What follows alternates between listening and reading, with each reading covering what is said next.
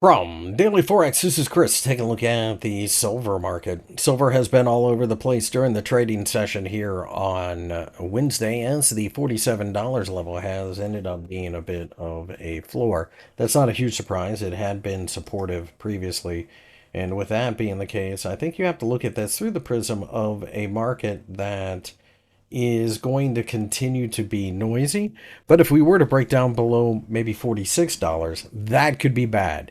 We'll just have to wait and see. But I am starting to see random people on the street talking about going out and buying silver. That started about a week ago. And there's few things that is a harbinger of doom and death for the markets than when your Aunt Millie comes looking to buy whatever the hot asset is.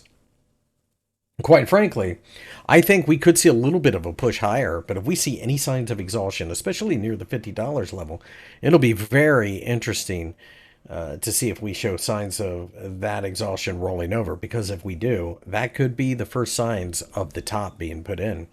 Keep in mind that the $50 level has historically been very negative for silver, and although we did get a little bit of a squeeze above there, sooner or later, if we continue that overall pattern, we could find this market going to the $30 level. It's not necessarily something I'm calling for yet,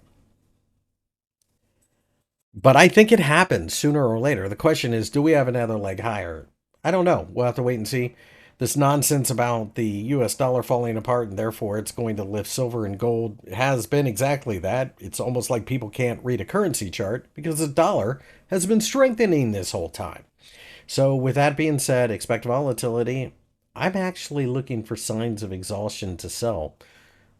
I would be pretty quick with my stop loss, though, in this environment. You are trying to swim upstream, but if you catch this as a trend change, and you can see, looks a lot like distribution, man, the downside is way, way below.